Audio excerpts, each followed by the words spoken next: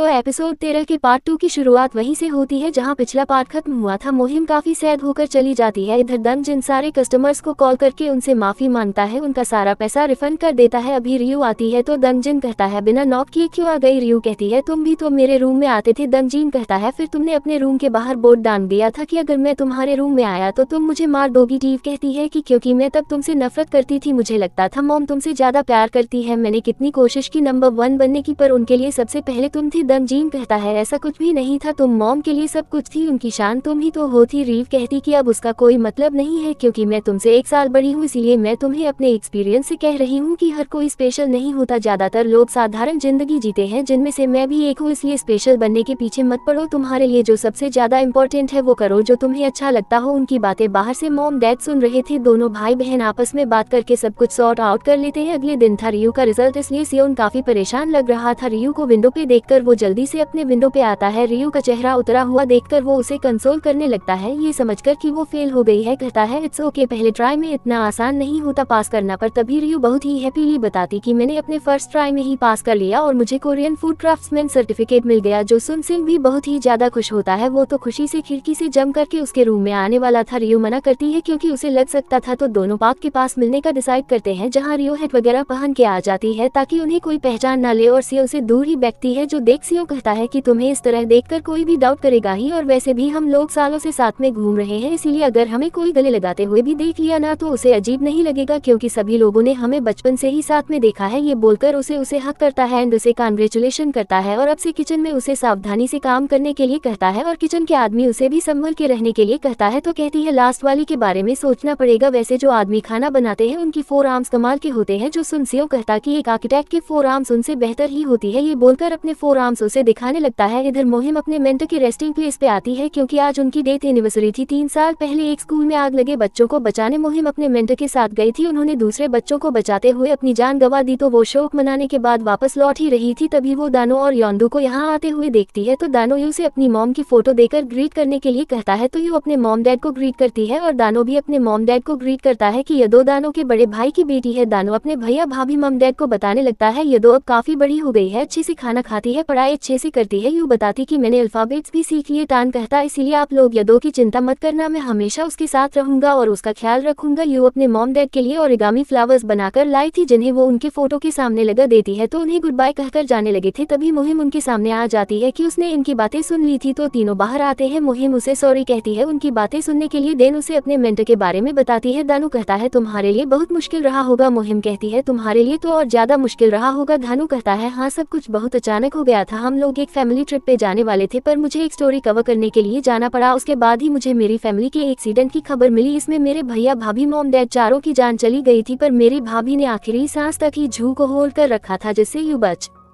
पाए। मुहिम कहती क्या इसीलिए तुमने यू की डैड बनने का डिसाइड किया। धानु कहता यू में मेरे लिए सब कुछ है, पर शायद दूसरा कोई ऐसा नहीं सोचता। हमारे पुराने नेबरहुड में जहां हमारी फैमिली सालों से रह रही थी, अचानक सब लोग एक दिन यू के बारे में गॉसिप करने लगे कि यू की वजह से पूरा परिवार खत्म हो गया। इसलिए मैं यू को लेकर यहाँ आ गया ताकि उसे ये सब सुनना ना पड़े। दान को इतना इमोशनल देखकर मैन कहती कि क्या तुम्हें एक हक चाहिए, क्योंकि मैं तुम्हें कंसोल करना चाहती हूँ। ऐसे टाइम पर क्या बोलना चाहिए मुझे नहीं पता, इसलिए मैं तुम्हें गले लगाना चाहती हूँ। दानू कहता है नहीं। मुहिम पूछती क्यों, क्या तुम अब भी मुझे पसंद नहीं करते। जिस पर नू कहता कि क्योंकि अभी ऐसा नहीं हो सकता। इधर यू बहुत सारे बड़े बड़े रेस्टोरेंट्स वगैरह में यह करती है। इधर सियो को एक अवार्ड सेरेमनी से इनविटेशन आता है जहां उसे बेस्ट आर्किटेक्चर का अवार्ड मिलने वाला था, जहां वो रियू के साथ जाने का डिसाइड करता है। इधर महिला मंडल एक और ट्रिप पे जाने के बारे में सोच रहे थे, लेकिन ट्रिप के लिए बहुत ज्यादा खर्चा होने वाला था, इसलिए रियू की मम थोड़ी परेशान थी, पर उनके सारे फ्रेंड्स ट्रिप के लिए बहुत ज्यादा एक्साइटेड थे, इसलिए वो रियू के डैड से बात करने आती है। लेकिन इस बारे में बात करने से पहले ही उन्हें पता चलता है कि उनके रेस्टोरेंट में आजकल ज्यादा कस्टमर्स नहीं आते। तभी एक डिलीवरी वाला आकर बताता है बासी में एक नया रेस्टोरेंट खुला है, इसलिए आसपास के सारे कस्टमर्स आजकल वहां जाते हैं, जिस वजह से री के डैड का रेस्टोरेंट भी अच्छा नहीं चल रहा था। जानकर रियू की मम उन्हें ट्रिप के बारे में कुछ नहीं कहती। इधर रियू की कुकिंग क्लास के फ्रेंड्स को बड़े बड़े रेस्टोरेंट में जॉब मिल गई थी, इसे सेलिब्रेट करने के लिए वो रियू को भी इन्वाइट करती है, लेकिन रियू को अभी तक किसी का भी रिप्लाई नहीं आया था, इसलिए वो थोड़ी अपसेट होती है। तभी सिंह उसे अपने ऑफिस में बुलाता है। रियो अपना खाना बनाना प्रैक्टिस करने के साथ साथ उससे बातें भी कर रही थी। सियो खाना खाना टेस्ट करता है, उसे काफी अच्छा लगता है। यो टेस्ट करती है पर उसे कुछ तो कमी लगती है, पर अभी उसे ध्यान नहीं आ रहा था कि इस डिश में क्या मिसिंग है। सीओ उसे पूछता है कि अगले हफ्ते वो फ्री होगी या नहीं। रीजन पूछने पर वो बताता है कि एक आर्किटेक्चर एनुअल इवेंट है जहाँ मुझे बेस्ट आर्किटेक्चर का अवार्ड मिलने वाला है। जो सुन रिया तो उसके लिए बहुत ही ज्यादा खुश होती है और उसे कांग्रेचुलेशन करती है। सियोन कहता है वहाँ मेरे बहुत सारे आर्किटेक्ट फ्रेंड्स एंड मेंटर वगैरह आएंगे, म्यंग भी आएगा, पर मैं तुम्हारे साथ जाना चाहता हूँ। जो सुन रीव कहती है कि मुझे नहीं लगता कि मैं आ सकूंगी। रीजन पूछने पर वो बताती है कि शायद मुझे नहीं जाना चाहिए। योन पूछता है क्यों, क्या तुम इसलिए परेशान हो कि तुम्हें ऑकवर्ड लगेगा। कहती ऐसी बात नहीं है। सियो कहता है हमारी फैमिली से छुपाना ठीक है, मैं मानता हूँ, पर दूसरों से छुपाने की क्या जरूरत है। कहती है तुमने देखा ना, दमजिन और लीना भी एक दूसरे को जानते हैं, पता नहीं पार्टी में कौन मिल जाए। जो सुन सियो को थोड़ा बुरा लगता है, उसे अपसेट देकर रियू सॉरी कहती है। जिस सुन सियोन कहता है कि तुम्हें सॉरी कहने की जरूरत नहीं है, उल्टा मुझे माफी मांगनी चाहिए। अभी आवाज ऊंची करके बोलने के लिए मैं नाराज नहीं हूँ, डोंट वरी, मैं तुम्हारे फैसले को रिस्पेक्ट करता हूँ। अगले दिन दमजिन अपने पुराने जिम के बाहर घूम रहा था, अपने बॉस से वापस काम मांगने की हिम्मत नहीं हो रही थी और बॉस उसे बाहर ही मिल जाता है, जो उसे अपने साथ आने के लिए कहता है। गन उन्हें सॉरी कहता है और दोबारा वैसी गलती नहीं करेगा, तो बॉस उसे फिर से जॉब पे रख लेता है। तो रियो अपने दोस्तों के साथ लंच पे आती है, जहाँ उसकी एक फ्रेंड को एक फेमस रेस्टोरेंट में जॉब मिल गई थी और दूसरी फ्रेंड अपनी खुद की रेस्टोरेंट ओपन करने वाली थी। रियो उन दोनों को कांग्रेचुलेशन करती है। देन उन्हें बताती है कि मुझे अभी तक कोई रिप्लाई नहीं आया जिन जॉब्स के लिए मैंने अप्लाई किया था, शायद मैं थोड़ी ज्यादा ओल्ड हूँ। तो उसके फ्रेंड्स उसे चेयरअप करते हैं। यू घर आकर देखती है तो उसे एक मेल आया तो था, पर उसके रिजेक्शन का जो देख रही और अपसेट होती है, और तभी वो यंजन का दिया हुआ कवर निकालती है। इसमें लॉस एंजलिस की कुकिंग स्कूल के एडमिशन के बारे में लिखा हुआ था। रियो इसे देखते हुए कुछ सोचने लगती है। रात को सियो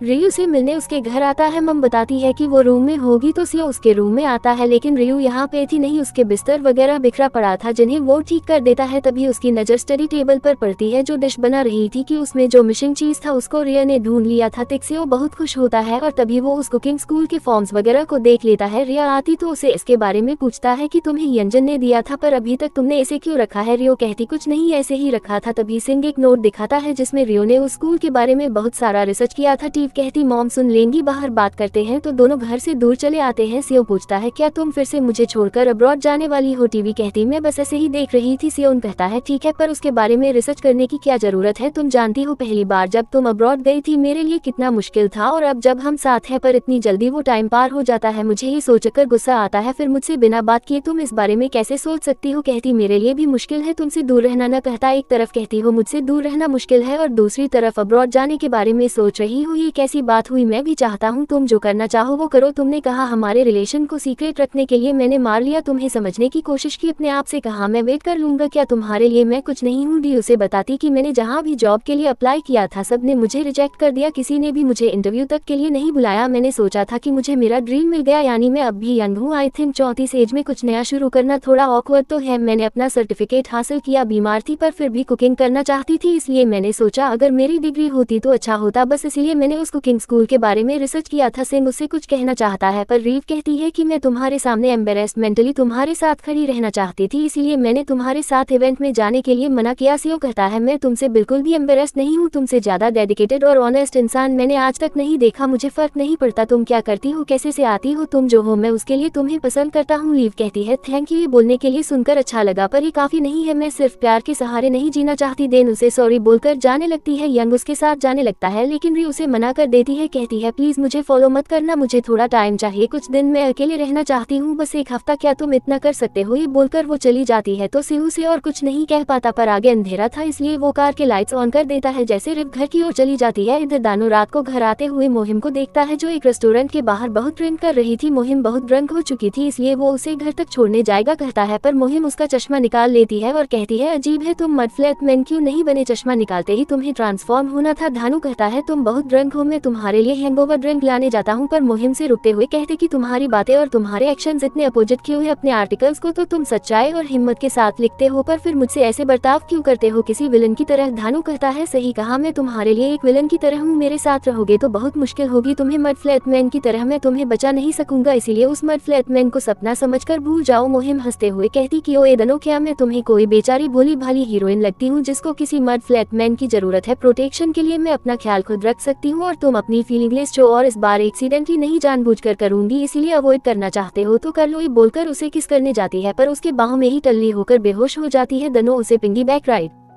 देते हुए घर ले जाने लगता है। जाते हुए मोहिम उसे बहुत तंग करती है पर दान उसे कुछ नहीं कहता। उसके घर के सामने आया ही था कि उसकी मॉम बाहर आती है तो दान उसे नीचे उतारता है। मॉम उसे थैंक यू एंड सॉरी कहती है। मॉम कहती है ये अब तक बड़ी नहीं हुई, बचपन से मुझे काफी बार एम्बेरसमेंट, पता नहीं इसने किस लिए ड्रिंक किया होगा, शायद मैंने इसकी परवरिश अच्छी नहीं की, पता नहीं कौन इसे एक्सेप्ट करेगा। दानू कहता है नहीं, आपने बहुत अच्छी परवरिश की है और मोहिम को मैं अपनाना चाहूंगा। जो सुन मोहिम और मॉम दोनों शॉक्ड होती है। दानू कहता है मुझे पता है मोहिम मेरे लिए बहुत अच्छी है, मैं ये भी जानता हूँ आपको बहुत चिंता होगी, इसलिए मैंने मोहिम के साथ सब कुछ खत्म करने की कोशिश किया पर मुझे नहीं लगता अब मैं अपने आप को रोक पाऊंगा। जो सुन मोहिम तो और ज्यादा शॉक्ड हो जाती है। वहीं मोम भी इन दोनों को देखकर हैरान होती है। अब इन दोनों का क्या होता है ये तो हमें आगे ही पता चलेगा। इधर सन रियू को बहुत मिस कर रहा था, कॉल करने की सोचता है पर रियू ने कहा था कि उसे स्पेस चाहिए इसीलिए उसे डिस्टर्ब नहीं करता। इधर यू खाना बनाने में फोकस करती है पर उसे खाना अच्छे से नहीं बन रहा था और बार बार उसके फोन की तरफ ही उसका ध्यान जा रहा था क्योंकि वो भी सियों को बहुत मिस कर रही थी। इधर दोनों का काम में बिल्कुल भी मन नहीं लग रहा था। अगली सुबह रिया अपने भाई को देखती है जो सारा सामान फेंक रहा था और रिया से प्रॉमिस करता है कि वो मॉम के सारे पैसे लौटा देगा क्योंकि अब उसे जिम का काम वापस मिल गया है और अब वो प्रोफेशनल सर्टिफिकेशन की एग्जाम की तैयारी भी करेगा। न उसे बताता है कि मुझे एक बात समझ आई कि अब तक मैं ऐसा बिहेव करता था क्योंकि मैं अपने आप को तुमसे इंफीरियर समझता था, मैं तुमसे बहुत छोटा एंड एम्बेरेस्ड फील करता था, इसीलिए मैं इतना जिद्दी बन गया और हमेशा बस तुमसे बेटर करने के बारे में सोचने लगा। लेकिन इस चक्कर में मैंने बस गलतियां ही की जो अब मुझे समझ आ गई है क्योंकि हम एक फैमिली है, इसलिए अब मैं वैसा कभी नहीं सोचूंगा और मन लगाकर हमारी फैमिली के लिए काम करूंगा। अब उसकी बातें सुनकर यू को भी कुछ रियलाइज होता है। इधर से उस अवार्ड सेरेमनी में जाने के लिए मना कर देता है और मियो को ही संभालने के लिए कहता है। देन वो अपने कंस्ट्रक्शन साइट पे जाता है। वो कुछ चेक करने के लिए जा रहा था, अभी उसे रियो का कॉल आता है इसलिए वो बात करने के लिए बाहर रुक जाता है पर तभी बिल्डिंग के ऊपर से सियो पे कुछ गिर जाता है। अगले सीन में हम रिया को देखते हैं जो रोते हुए भागकर हॉस्पिटल आती है, सियो को ढूंढने लगती है। तभी उसे सियो की आवाज आती है, अंदर आती है तो हम देखते हैं सियो के हाथ में फ्रैक्चर आया था। उसे सही सलामत देखकर ही वह बहुत ज्यादा इमोशनल होती है। सिंह उसे चुप कराता है कि मुझे कुछ नहीं हुआ, क्या तुम्हें किसी ने नहीं बताया कि मुझे ज्यादा चोट नहीं लगी, मुझे ही तुम्हें कॉल कर देना चाहिए था। पर तभी रियो से आई लव यू कहती है। सियो पूछता है रियो क्या हुआ, रियो कहती मैं ही बहुत बड़ी फूल हूँ, मुझे अपने प्यार से इंफीरियर फील करने की जरूरत नहीं थी। तुम्हें वो सब कहने के बाद मेरा बिल्कुल भी मन नहीं लग रहा था, ना मुझे भूख लग रही थी, ना मुझसे अच्छा खाना बन रहा था, जो भी बना रही थी बहुत खराब बना रही थी, इसलिए मैं प्रैक्टिस नहीं कर पा रही थी। मैंने तुम्हें कहा था मुझे कॉल मत करना पर मैं बस तुम्हारी ही कॉल का वेट कर रही थी। सब कुछ जैसे मैं सो गया था और आज तुम्हारे बारे में सुनकर मैं कितना डर गई थी, तुम्हें पता है शौक से बेहोश होने वाली थी। हॉस्पिटल आने तक मेरे दिमाग में हजारों चीजें चल रही थी कि पता नहीं तुम्हें क्या हो गया होगा। पर सिंह स्माइल करते हुए सॉरी कहता है। यू कहती ऐसे टाइम पे भी हंस क्यों रहे हो, अगर तुमने दोबारा मुझे ऐसे डराया ना तो मार डालूंगी। सिंह उसे और टीज करते हुए कहता है कि तुम मारोगी तो मुझे खुशी ही होगी ना। उसने गले लगा लेता है एंड रोने से मना करता है, मुझे कुछ नहीं हुआ और आगे से ध्यान रखूंगा, इसलिए चुप हो जाओ और आगे चाहे जो हो जाए मैं हमेशा तुम्हारे साथ रहूंगा, कभी तुम्हें ऐसे अकेला नहीं छोड़ूंगा। इसलिए क्या तुम एक और बार बोल सकते जो तुमने अभी कहा। यह कहती अभी तो 2 बार कहा, सुना नहीं क्या। तो सिंह उसे कहता है आई लव यू, बहुत मिस किया तुम्हें, जैसे ही मुझे चोट लगी मुझे पता था मैं तुमसे जरूर मिलूंगा, इसलिए आज चोट लगने के बाद भी मैं खुश था क्योंकि मैं जानता था तुम मुझसे